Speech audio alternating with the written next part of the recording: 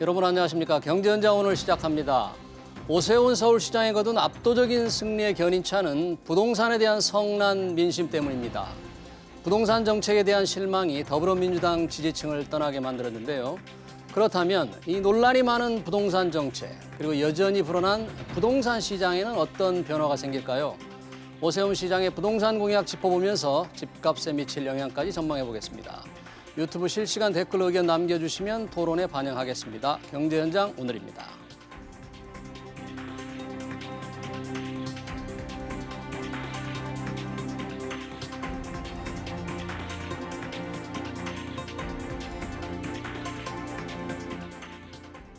오늘 함께하실 두 분의 전문가 소개합니다. 심경원 건국대 부동산학과 교수, 그리고 이은영 대한건설정책연구원 책임연구원입니다.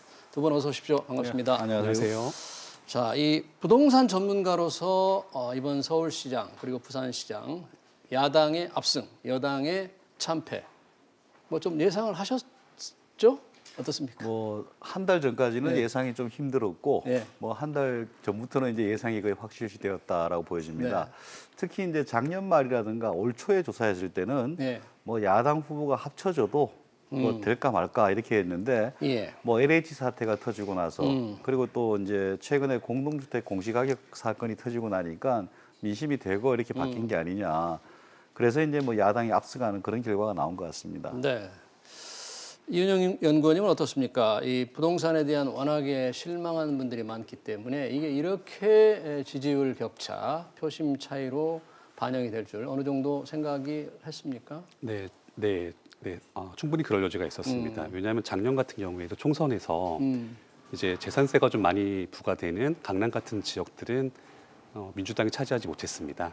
그래서 이제 그런 부분에서 재산세 문제가 좀 확대가 된 지금 상황에서는 예. 이제 강남 지역 말고도 그 바깥 지역으로도 동일한 분위기가 확산된 걸로 볼 수 있습니다.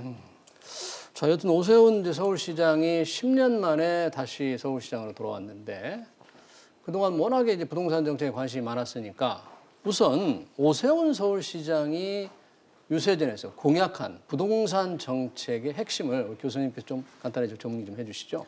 뭐 여러 가지 정책이 있지만은 뭐 도시 쪽에 대해서는 뭐 3대 광역 뭐 경제축이라든가 그렇게 네. 잡은 건 있지만은 부동산하고는 조금 거리가 있는 것 같고 예. 부동산 쪽에서는 가장 중요한 거는 이제 민간의 활력을 이용하겠다. 그렇게 요약이 가능할 것 같습니다. 물론 뭐 민간만 하는 건 아니고 공공주택 같은 것도 일부 들어가 있긴 하지만은 예. 대부분은 민간 그리고 또 재건축과 재개발의 규제를 좀 완화시켜서 공급을 획기적으로 늘리겠다. 예. 이것이 이제 핵심인 것 같습니다. 네. 그런 이른바 정부의 공공주도 개발에서 민간의 재건축, 재개발 활성화인데 좀 구체적으로 본다면 관심을 끌었던 게 저는 예를 들면 35층 제한을 폐지하겠다. 뭐 이런 게 있고 또 용적률을 완화를 하겠다. 사도 엄청난 일 같은데 네, 맞습니다. 우선 재개발, 재건축을 활성화하기 위해서 규제를 완화하겠다고 할 때 오세훈 시장이 생각하는 건 어떤 규제를 어떻게 완화하겠다는 걸까요? 자, 기본적으로 재건축과 재개발 사업에서 관건이 되는 것은 사업성입니다. 즉 금전적인 사안입니다. 자, 그렇다면 그렇다면 예. 공공의 입장에서 특별한 금전적인 지원을 하지 않은 상태로 실질적인 금전적 지원을 하기 위해서는 예. 지금 논의가 되고 있는 35층 룰을 완화하는 것과 용적률을 상향하는 방법을 둘 수가 있습니다. 네. 그럼 35층 룰이 좀 궁금한데 그동안에 이제 한강변 아파트의 최고층은 35층으로 제한하는 것은 예. 이게 무슨 규정으로 제한을 했고 오세훈 서울시장이 폐지한다고 했을 때 할 수 있는 겁니까, 그런데?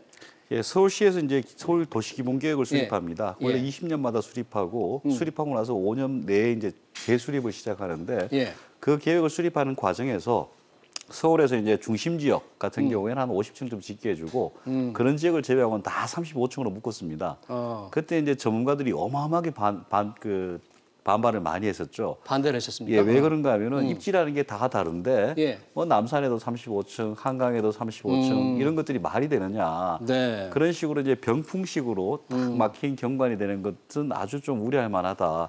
입지에 맞게 가야 되는데 그렇게 해도 좀 뭐 그 밀어붙여가지고 그렇게 된 측면이 있죠. 그 당시 이제 서울시 공무원들이 나와가지고 예. 이 35층이 왜 35층인가에 대해서 몇 번이나 해명을 하고 뭐 기존에 인허가가 이렇게 했다, 뭐 경관에 영향이 있다 이런 얘기를 했는데 그러니까 왜 35층이냐? 뭐 예를 들면 40층은 아니고 예. 30층도 아니고 왜 35층이냐 논란이 많았던 거죠. 예, 정확한 대답은 뭐 하지 않은 것 같고 그래서 이제 논란이 불거지고 있고 예. 그래서 이 부분에 대해서 오세훈 시장 같은 경우에는 시장 직권으로 35층을 뭐 40층이나 뭐 이렇게 할 수도 있겠죠. 시장 직권을 할 수 있습니까? 예, 할 수 있습니다. 그래서 뭐 서울시 기본계획에서 이제 뭐 변경을 취하든가 기본계획 항목에서 그걸 지워버리면 되거든요. 그래요? 예, 아니 왜냐하면 서울시가 여당이 다 주름 잡고 있는 서울시 의회도 있고 예, 있기 예. 때문에 어떤 것들은 의회에서 오케이를 하지 않으면 안 된다고 하는데 이거는 고칠 수 있다 이거죠? 그렇죠. 이게 뭐 사실 도시기본계획상은 이게 우리나라의 기본계획이 좀 문제인데 예. 서울시장이 수립하고 서울시장이 인가합니다. 그래요? 자기가 수립하고 자기가 자기가 수립하고. 조금 이상하죠. 보통 예. 일반적으로는 이제 시군구가 수립하고 도지사가 이렇게 인허가를 해주는 건데 서울시나 뭐 광역시 같은 경우에는 예. 자기가 위반하고 자기가 도장을 찍기 때문에 그런 문제는 별로 없고 다만 이제 용적률이라든가 이런 것들은 뭐 일반 주거 지역이다. 그러면 법에서는 대략 한 300%인데 서울시는 조례로 한 50%씩 다 낮춰놨어요. 아하. 그래서 이런 것들을 푸는 거는 서울시장이 풀 수가 없습니다. 그런데 그래요? 뭐 지자체 의회에서 풀어야 되는데 그것들도 몇 가지 변수는 있을 것 같습니다. 당장 그러면 네. 우선 네. 교수님 그거 조금 이따 이제 예, 말씀해 주시기로 하고 이은영 연구원님 만약에 35층 제한이 서울시장의 오세훈 시장이 푼다. 그러면 어떤 변화가 생깁니까? 35층 제한에 그동안 묶여있던 예를 들면 뭐 은모 아파트 네네. 어떻게 됩니까? 재건축 사업을 하는 입장에서는 네.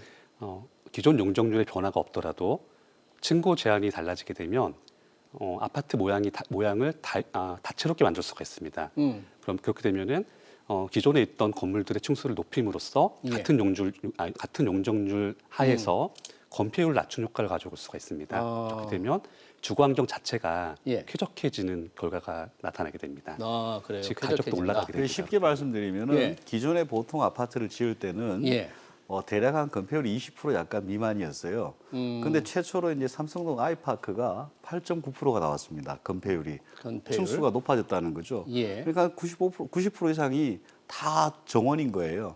그런 아파트 단지는 가치가 훨씬 좋아진다라고 볼 수 있고 예. 특히 또 오세훈 시장은 압구정동 현대 아파트를 그 재임 시절에 한 60, 70정으로 초고층으로 해서 뭐 명물로 만들겠다. 그리고 바닥이 굉장히 많이 비게 되잖아요. 압구정 현대 아파트 그 유명한 그 당시에 그렇게 한 그래요? 적이 있습니다. 예. 물론 뭐 문매를 맞아가지고 그 계획이 뭐 나중에 위야무야 예. 됐지만은 예. 근데 지상층이 상당히 많이 나면 이걸 시민들한테 돌려줘서 시민들이 한강까지 그 길을 지나서 갈 수 있는 그런 구상을 한 바도 있습니다. 네. 뭐 그런 것들 봤을 때는 이제 층고 올리는 것도 상당히 사업에 도움이 되는 것들이죠. 사업에 도움이 될 수는 있을 것 같은데 이제 가정을 해본다면 음마 아파트가 뭐 50층 이상으로 쫙 올라가서 너무 멋있을 것 같다. 네. 이러면 오히려 그 동네 부동산 가격이 꿈틀꿈틀해서 오 시장에 역풍을 맞을 그런 가능성은 없을까요, 혹시? 집값을 올렸다, 네. 오 시장이. 그런데 그런 부분은 어쩔 수 없이 감수를 해야 되는 부분입니다. 왜냐하면 어떤 지역의 가격이 얼마가라는 것은 지금 현 상태에서의 그 가격이기 때문입니다. 만약에 그 지역에 뭐 정비 사업이든 도시 네. 재생이든 어떤 식으로든 개선이 가해지게 되면 예. 그 개선 정도를 반영해서 부동산 가격은 오르는 게 정상입니다. 여튼 그 네. 35층이라는 것도 한번 다르게 볼 필요가 있습니다. 왜요? 오세훈 시장 같은 경우에 내년에 또 선거가 있거든요. 1년 3개월 후에 예, 이제 그렇죠? 내년에 선거가 있는데 지금 강남 같은 경우에는 이제 많이 풀어주면 서울시 가격을 좀 많이 올릴 겁니다. 근데 강북 지역을 풀어주게 되면은 예.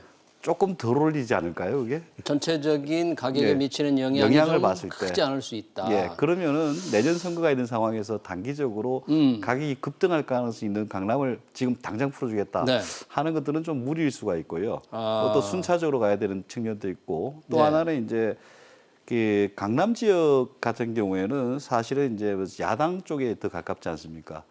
그쪽에 혜택을 주고 강북이 상대적으로 박탈감을 느끼면은 아하. 지금의 판도가 내년까지도 가겠느냐. 그러니까 강남북에 대해서는 아마 이런 정치적 계산들도 하면서 같이 나갈지 않을까 싶습니다. 그럴 가능성도 있겠네요. 예, 정치적으로 예, 지지층 쪽에 너무 이렇게 혜택을 주는 것 같은 정책을 먼저 하기는 예, 예. 그렇다면 아까 이제 35층은 그렇고요. 또 관심 많은 게 잠깐 말씀하셨던 용적률. 네네. 지금 재건축 재개발을 완화한다면 용적률을 완화해야 된다 그런 거잖아요. 네, 맞습니다. 근데 용적률 완화도 오세훈 서울시장이 35층 이 폐지처럼 할 수 있는 겁니까? 아니면 이거는 또 시의회의 허가를 받아야 됩니다. 시장 측권으로는 쉽지 않은 사안입니다. 쉽지 않다. 네, 하지만 이 경우에는 꼭 그렇게 이 경우에는 예. 그 활용도를 그렇게만은 볼 수 없는 게 예. 다들 아시는 것처럼 이번 보궐선거의 임기는 매우 짧습니다. 그렇죠. 이렇게 되면 어차피 내년에 한 번 더 선거를 치르셔야 되기 때문에 실제 결과를 마무리하지 못하더라도 예. 그러한 사안을 시도했다 또는 진행 중에 있다라는 것만으로도 1년 안에 만들 수 있는 성과로는 충분하다고 볼 수 있습니다. 비록 서울시 의회에서 막히더라도 이렇게 내가 하고 있다. 네, 이걸 맞습니다. 보여준다 이거죠? 네네. 교수님 그러면 강북 쪽에 먼저 만약에 오세훈 시장이 어떤 정책을 한다면 어떤 강북 쪽에는 어떤 걸 더 할 수 있을까요? 뭐 재개발들이 다 널려 있고요. 재개발에서도 이제 용적률, 층곡 이런 것들을 풀어준다면 상당 부분 있을 수 있고. 예. 그리고 이제 용적률 같은 경우에 이제 조례 사항이기 때문에 여당이 이제 거의 장악한 데서는 쉽지는 않겠지만은 한 가지 가능성은 내년에 선거가 있는데 지역 민원들을 다 뿌리치고 그 여당 그 지금 지역구 의원들이 네.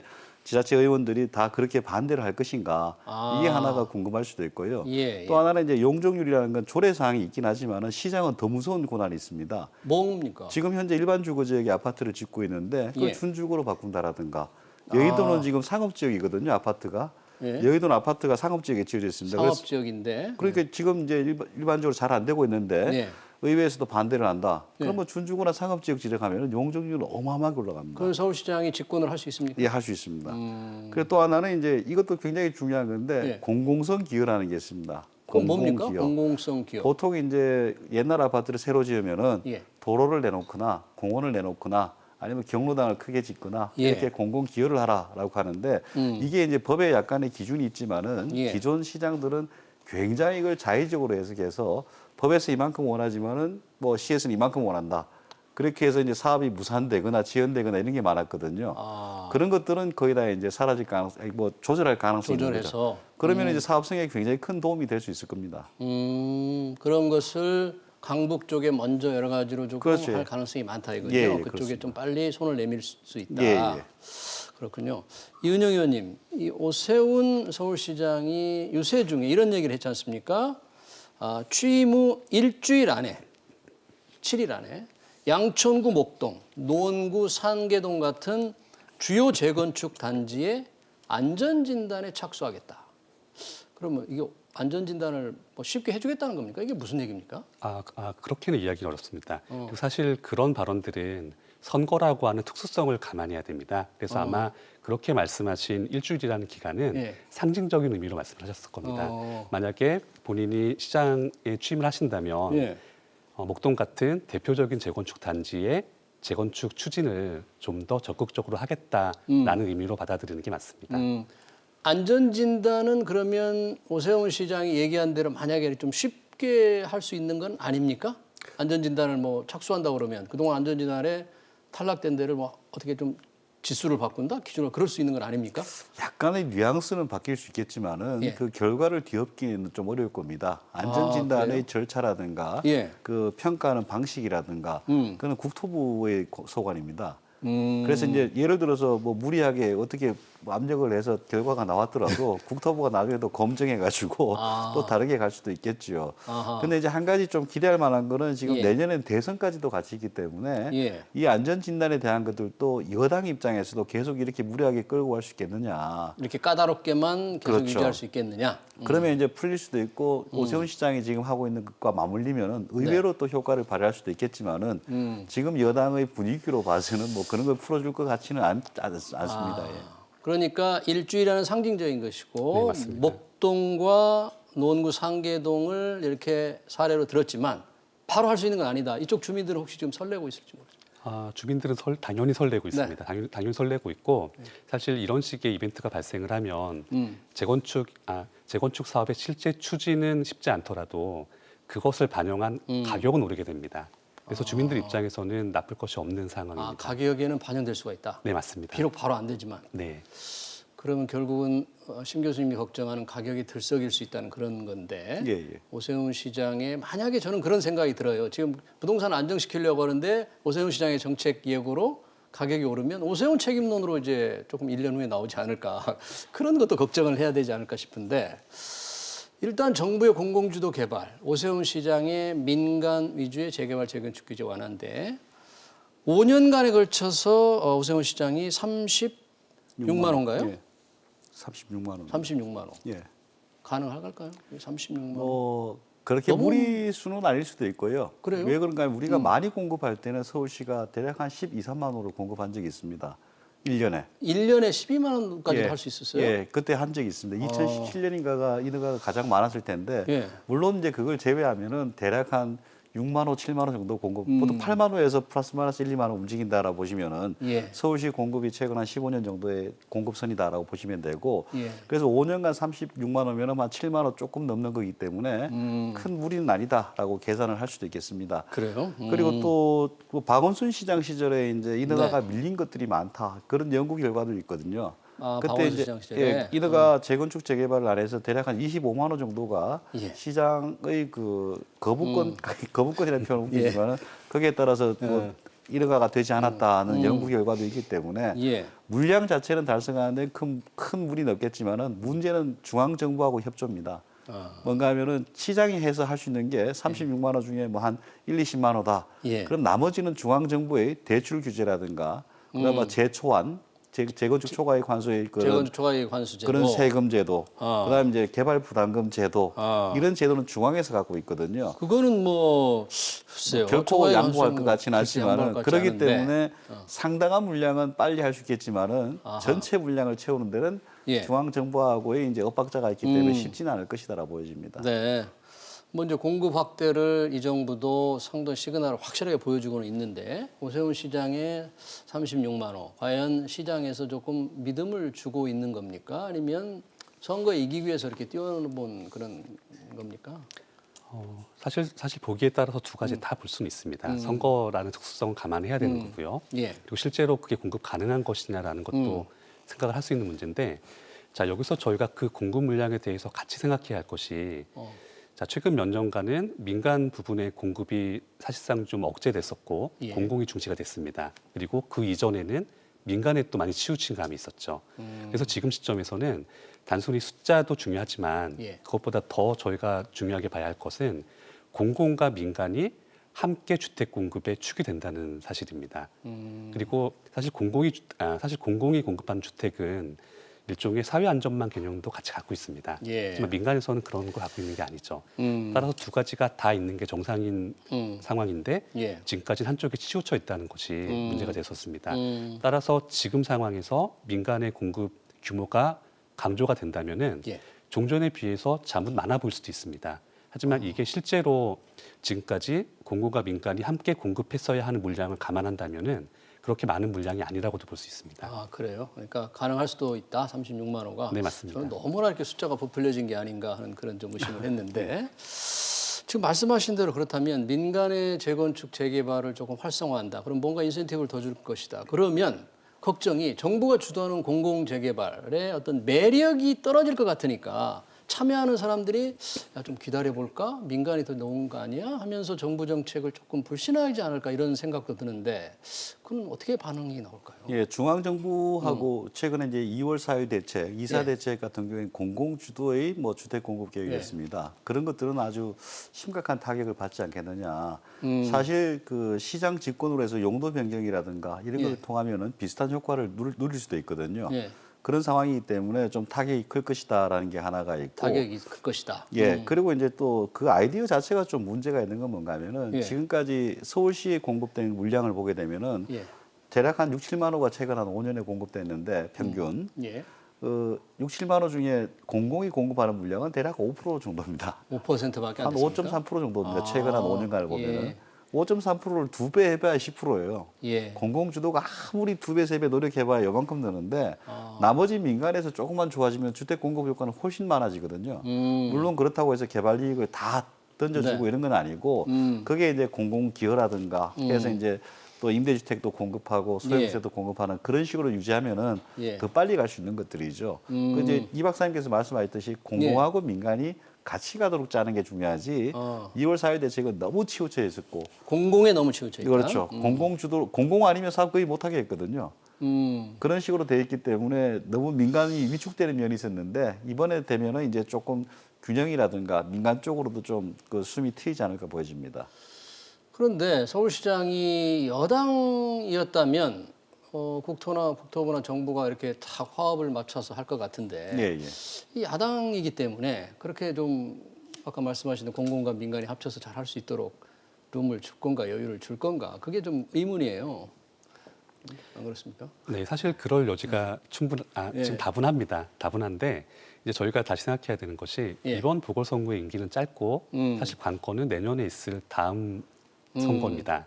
그렇다면은 오히려 이번 1년 동안에 신임 시장님 입장에서는 오히려 본인이 추진하시는 여러 사업들에 대해서 장애 요소가 많을수록 열심히 이 부분을 극복할 수 있다는 이미지를 줄 수 있게 됩니다.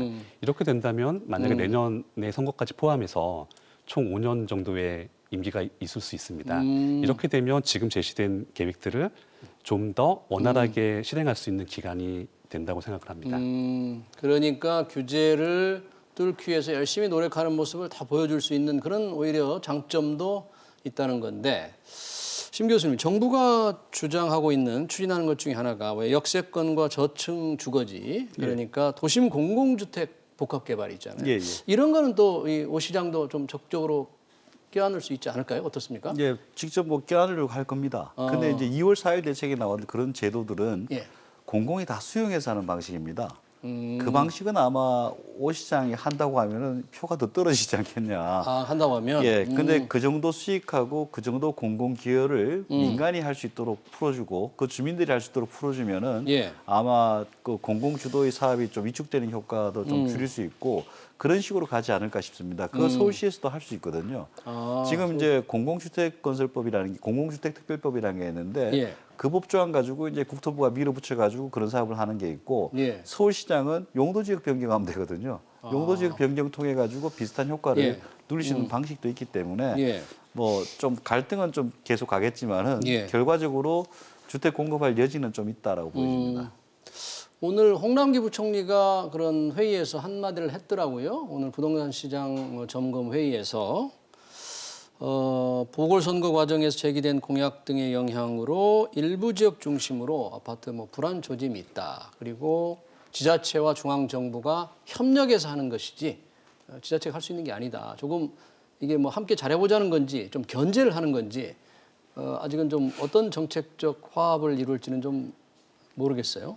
네, 지금으로서는 좋은 쪽으로 생각하시는 게 더 예. 맞을 것 같습니다. 그래서 예. 일단 뭐 그러니까 중앙 정부와 지자체가 함께하는 게 맞는 사안이고요. 예. 다만 여기서 하나가 더 저희가 생각할 수 있는 것은 지금 정부에서 발표되고 추진하고 있는 주택 공급 계획은 명시하지 않고 있지만 실질적으로는 중산층 이하 계층이 입주할 수 있는 주택을 중점으로 공급을 하고 있습니다. 그런데 저희 서울에서 이제 일부 지역 같은 경우에는 예. 중소형보다는 대형평형 그리고 일반적인 가격보다는 좀 더 고가 아파트에 대한 수요 시장도 분명히 존재를 합니다. 그래서 이런 부분은 지금 정부가 추진하는 공급 계획에서 예. 커버할 수가 없는 세부 시장이기 때문에 예. 이런 부분은 오히려 지금 신임 시장님께서 생각하시는 그런 민간 정비 사업을 통해서 공급하게 된다면은 공공과 민간의 공급이 서로 충돌하지 않고 진행할 수 있을 거라고 생각합니다. 그렇군요. 또 하나가 지금 논란이 많은 공시가격인데 아파트 공시가격 지금 예고를 하니까 정말 난리가 났지 않습니까? 예, 예. 이제 오세훈 시장도 명시적으로 얘기한 건 아니지만 재산세를 좀 동결을 해야 된다 이런 예, 예. 말씀을 하셨는데 어떻습니까? 이 부분에 대한 불만을 오세훈 시장이 또 들어줄 수 있나요?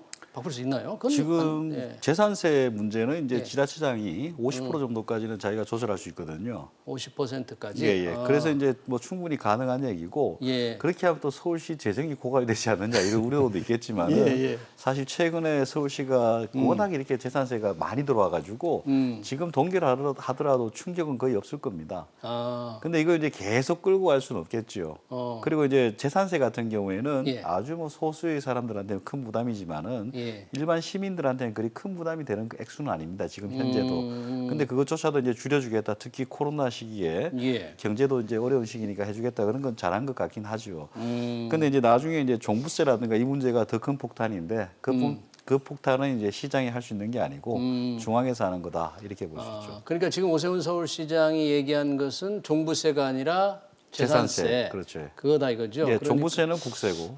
지금 불만은 종부세에 있는 것 같은데 그렇죠. 재산세보다는 종부세는 오세훈 시장이 할 수 있는 게 아니잖아요. 네, 맞습니다. 지금은 어떻게 손대기 어려운 부분입니다. 예.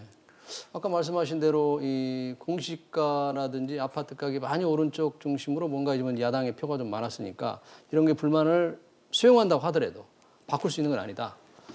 네.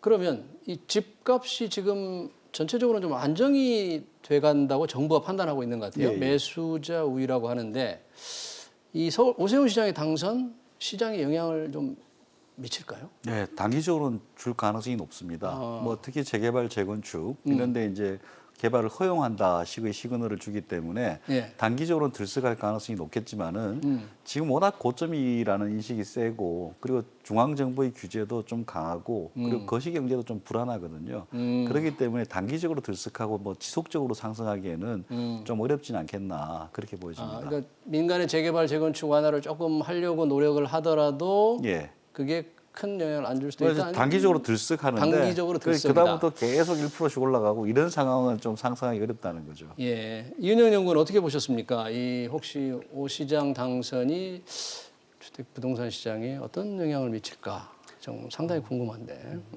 사실 부동산 시장에서는 이제 어떤 종류든지 호재가 발생을 하면 그걸 반영해서 가격이 변동을 합니다. 그런데 최근 10년간 서울에서 어느 정도 규제됐던 재건축과 재개발을 완화하겠다라는 것만으로도 예. 충분히 부동산 시장에는 호재로 작용을 할 수가 있습니다. 그래요? 그리고 이 부분이 조금 더 구체화되면 예를 들면 어느 지역에 어디가 대상이다라는 식으로 구체화된다면은 그 지역의 가격은 당연히 상승을 하게 됩니다. 지금 추세적으로는 확실히 안정 국면에 접어든 겁니까? 아니면 그렇다고 볼 수 없습니까? 재건축 아파트뿐이 아니라 예. 서울의 아파트를 대상으로 얘기를 한다면 예.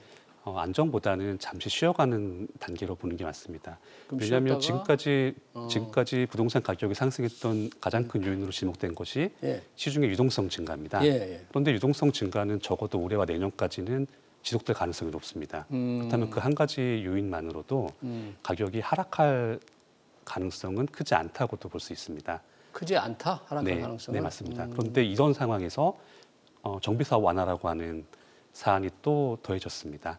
이렇게 된다면 오히려 가격 측면에서는 적어도 단기적으로는 상승할 가능성이 높다고 볼 수 있습니다. 그래요. 금리도 좀 오르고 하니까 안정될 것 같은데 왜 압구정동 현대아파트에 네. 80평이 80억 평당 1억 80억에 거래가 됐다는데 예. 아마 홍남기 부총리가 오늘 얘기한 이 약간 불안 조짐도 그 아파트를 생각하고 신고가 얘기를 한 것 같아요. 예. 그렇게 예. 그런 식으로 나오는 게 계속 나올 가능성이 높습니다. 그래요? 지금 오 시장이 어떤 청사진을 밝히면 밝힐수록 그런 네. 게 나오는데 이제 우리가 주목해야 될 것은 장기 공급을 위해서는 어쩔 수 없이 그런 건 단기적으로 나타나는 현상입니다.